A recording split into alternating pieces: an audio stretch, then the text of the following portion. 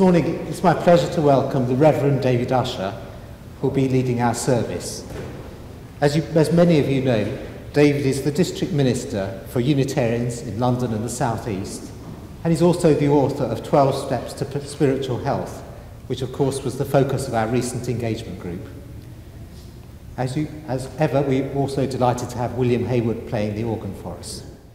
We light this candle as a symbol of our faith, that by its light our vision may be illumined, and its warmth our fellowship may be encouraged, and by its flame our yearnings for peace and justice and the life of the Spirit may be enkindled.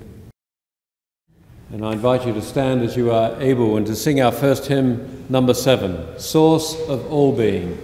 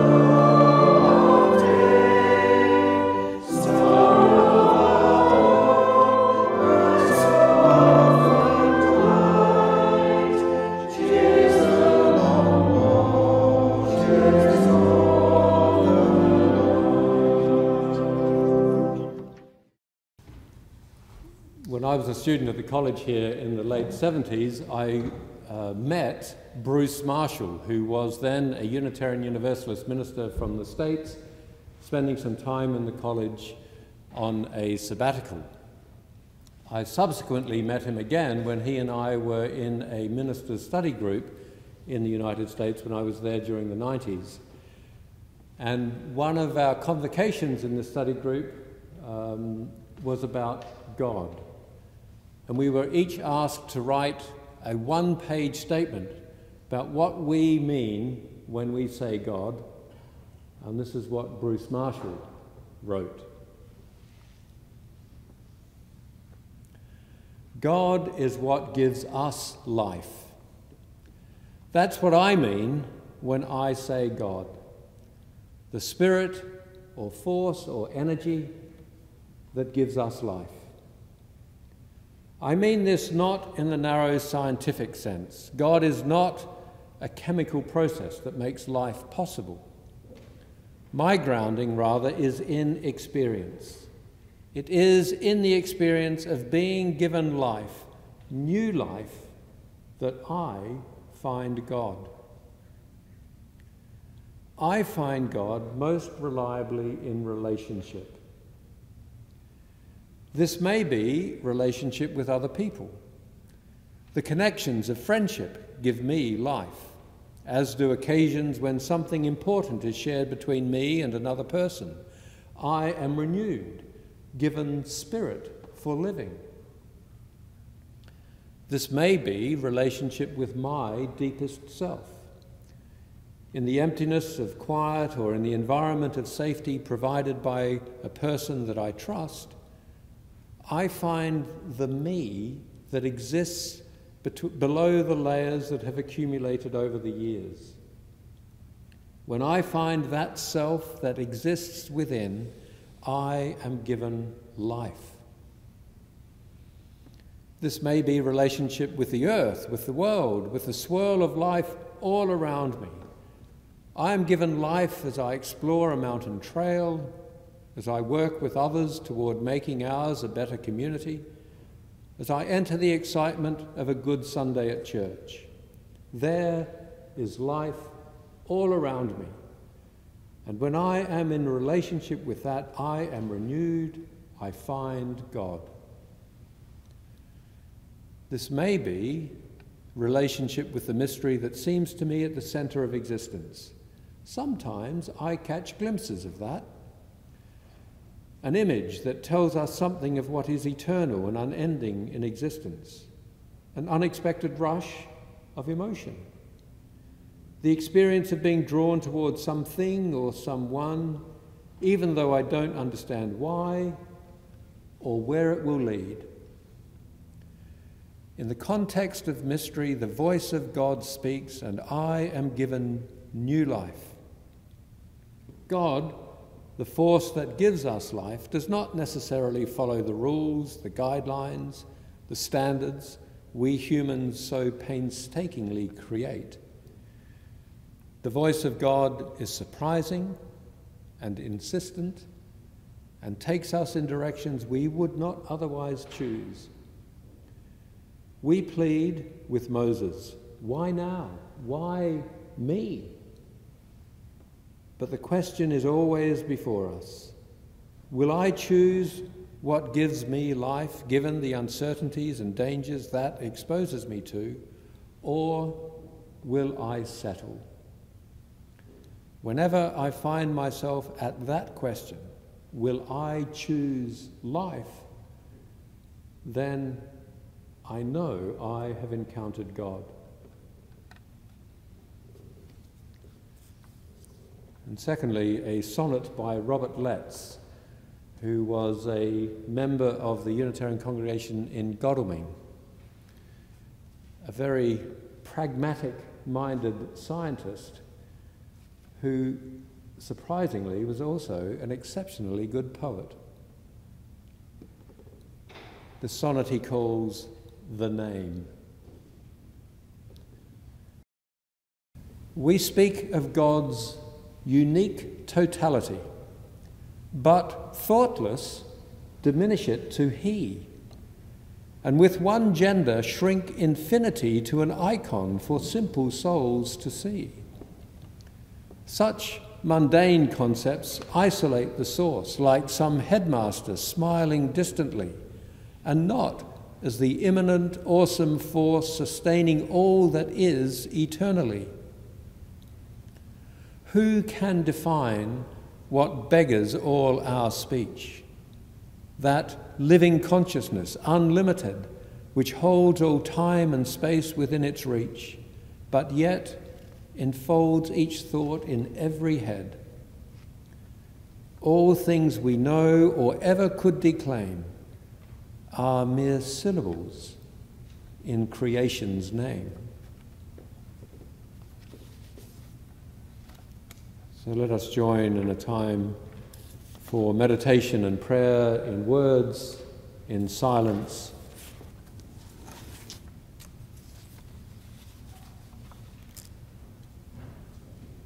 Just take a few moments of quietness as you gather yourself in this time and space.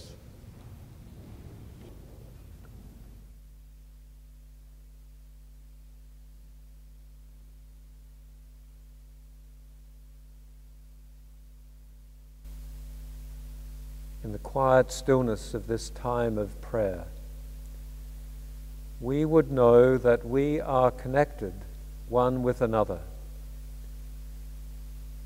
through strands visible and invisible. We each touch the lives of all around us, and they in turn touch ours.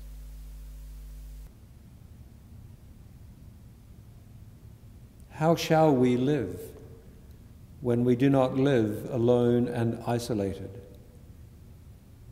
How shall we live so that our lives and our actions do not harm others, those others who really are ourselves? How shall we live that we might beautify the earth and all its creatures, that our passing by shall be for gladness and not for sorrow?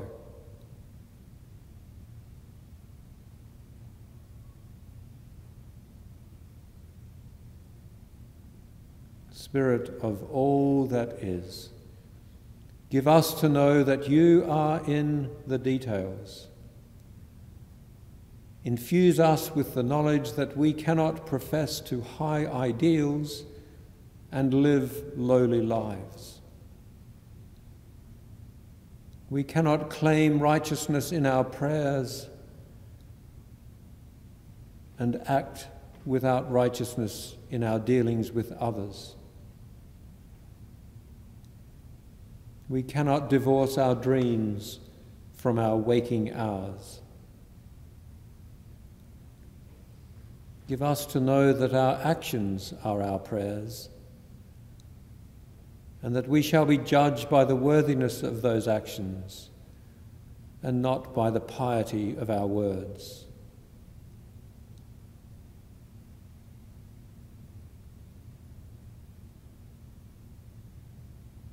So in this time of silence, let us be reminded of those actions which have belied our nobler aspirations. Where we have caused injury, may we have the courage to ask forgiveness. Where we have been indifferent to the pain of others, may our compassion be rekindled. Where we have betrayed our own best convictions and yielded to easy cynicism, may we be re-enthused with thy Spirit.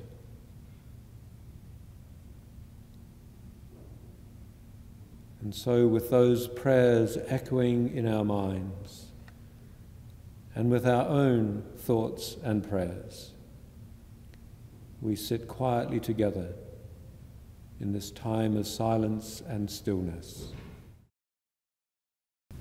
So may this spirit of prayer abide with us, for now, for always. Amen. Come down, O love divine, seek thou this soul of mine. The hymn is number 45.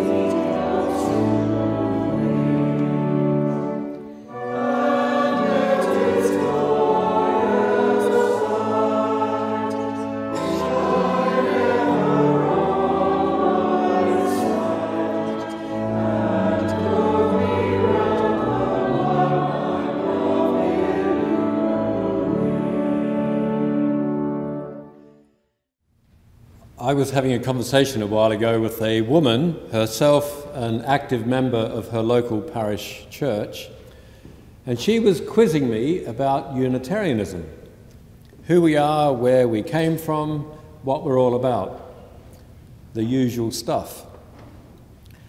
You know, sometimes I really do think it would be easier if I was a Methodist or belonged to the local parish church or anything that people had already heard of and therefore would be instantly uninterested in. But no, I'm a Unitarian. Oh, you're a Unitarian, what's that?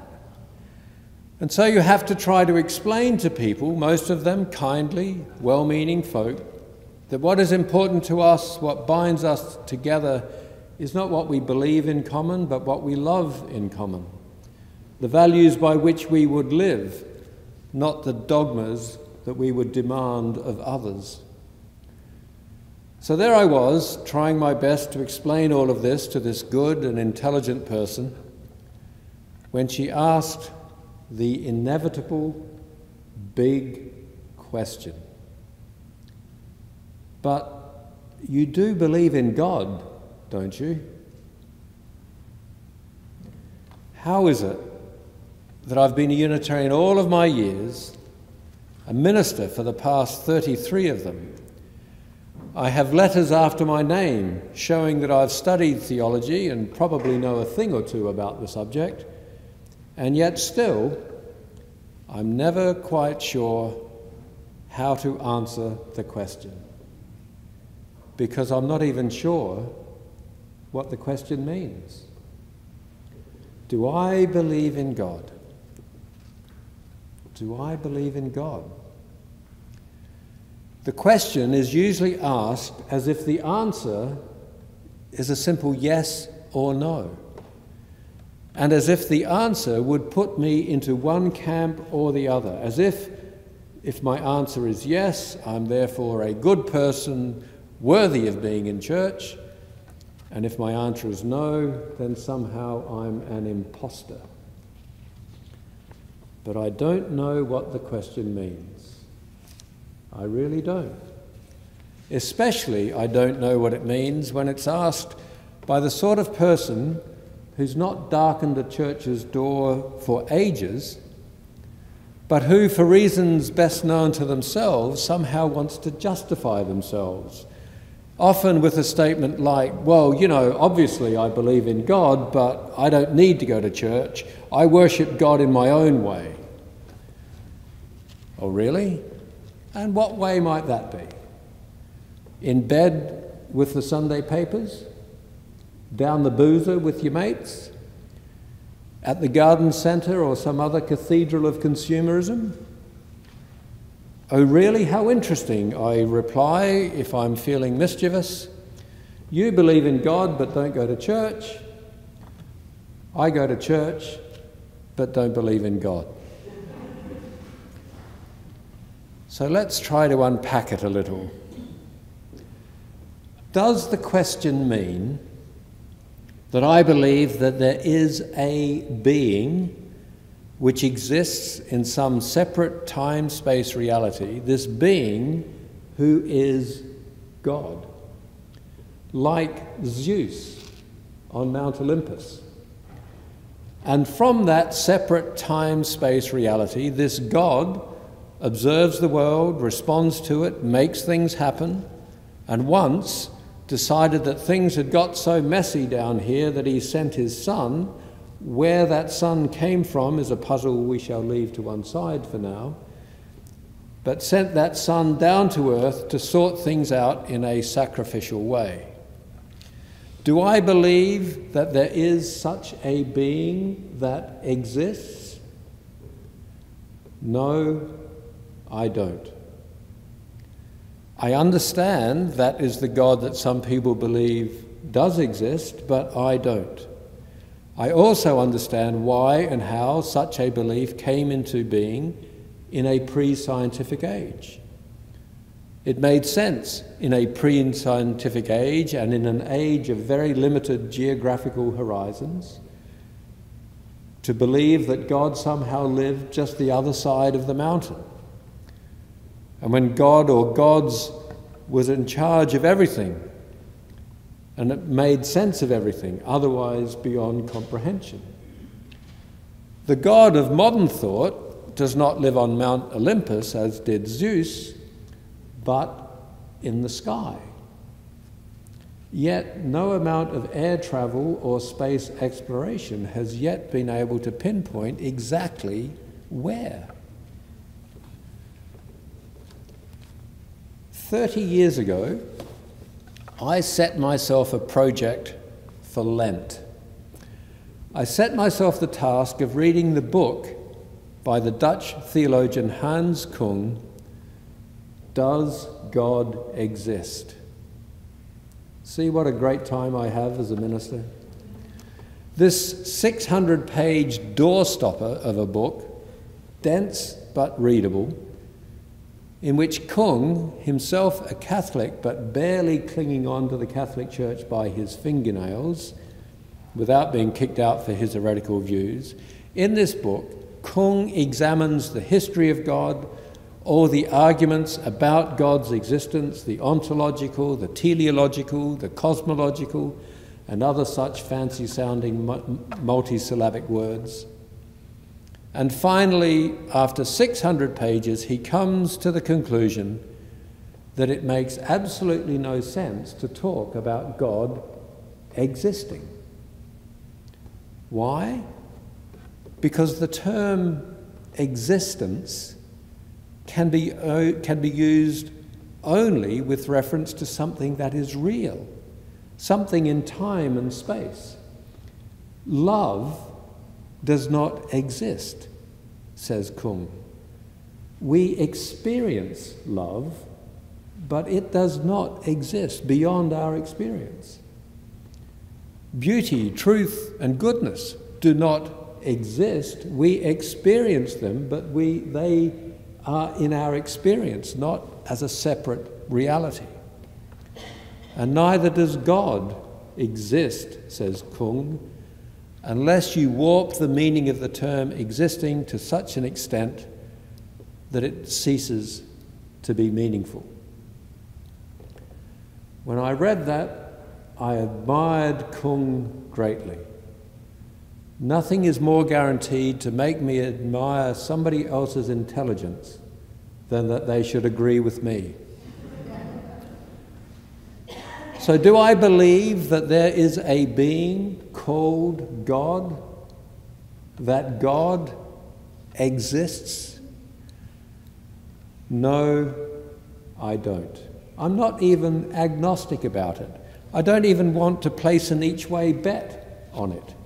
I'm willing to say with absolute and categorical assurance, there is no God. There you are. I've said it. And yet, I'm not an atheist. I don't like to call myself an atheist. I don't even like the word. In the brouhaha which followed whether or not a Unitarian minister who did call himself an atheist could do Thought for the Day on Radio 4 on Boxing Day last year, if you remember that little controversy, I refused to come out as an atheist because, you see, when asked, do you believe in God, the short answer is no. And the long answer is yes. Because believing in God is not a rational thing.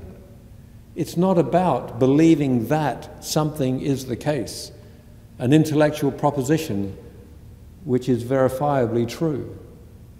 Do I believe that the sun will rise in the east tomorrow morning? Well, yes, I do. And if you and I get up early in the morning, we can see whether that belief has been verified. Do I believe that England will win the World Cup in Brazil? Well, sorry, but no, I don't.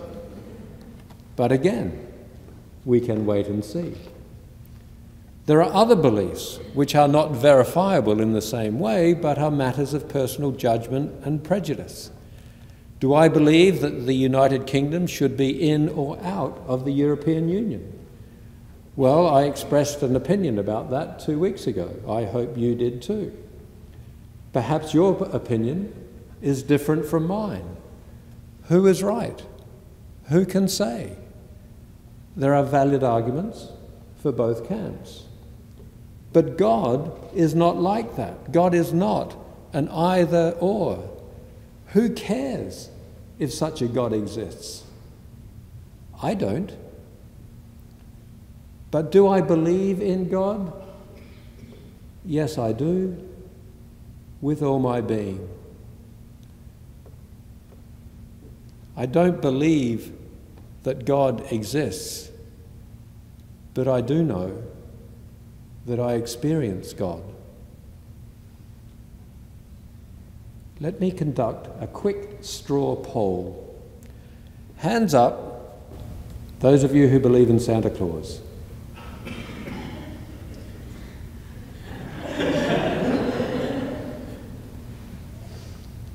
Well, here's the thing. I do. Do I believe that there's a jolly fat man in a red suit with a fluffy white beard, who every Christmas Eve kisses Mrs. Claus goodbye at their cosy home at the North Pole, boards his sleigh behind 8 reindeer and whizzes around the world, going down every chimney, snacking on cookies and milk in every household, leaving not only presents under the tree, but appreciative notes for the hospitality? Well, actually, no, I don't. I do remember the Christmas when I learned the awful truth, but I was 43 at the time. Do I believe in Santa Claus? You bet your boots I do. Some people say you should not encourage children to believe. It's a lie, these people say, and when they find out that you've been lying to them, well, they'll never trust you again. Well, you know what? The best things I know and experience in this life are not facts. They're not hard truths.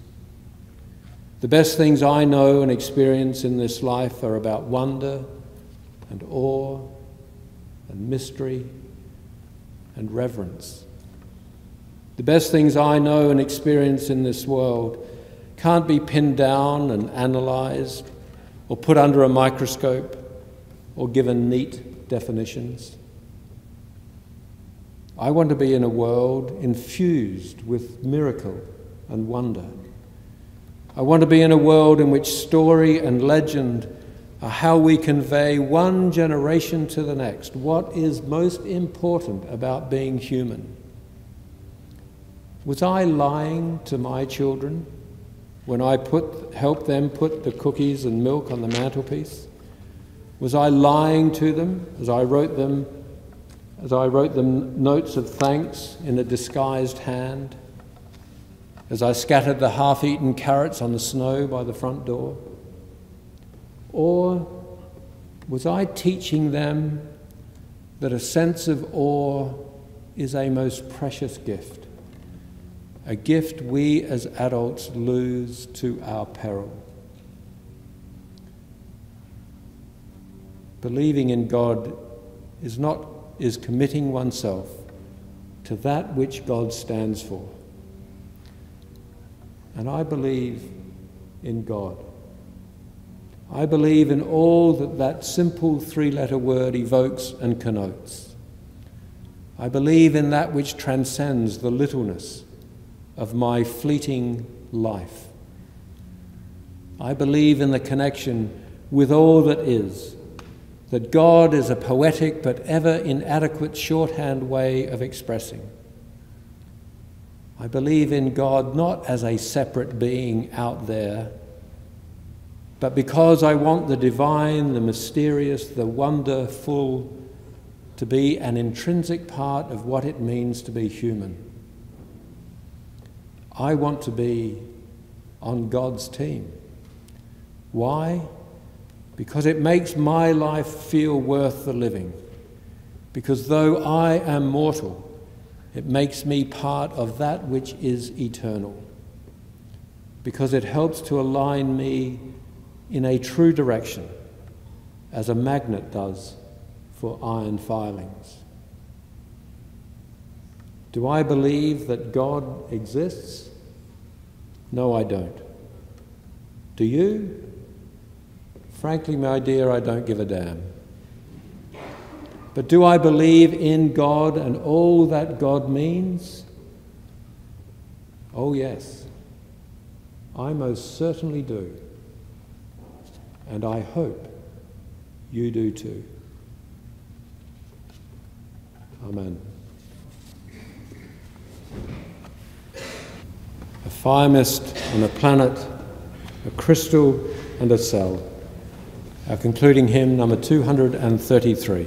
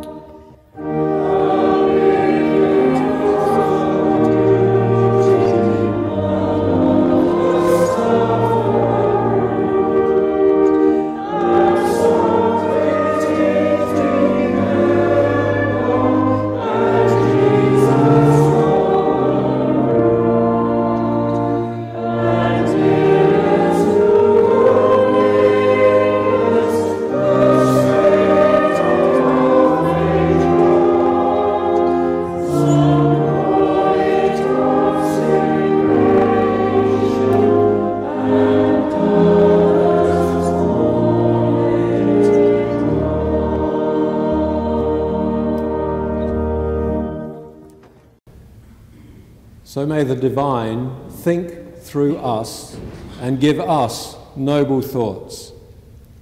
And may it dream through us and give us splendid visions.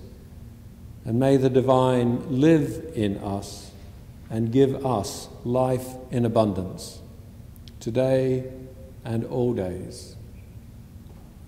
Amen.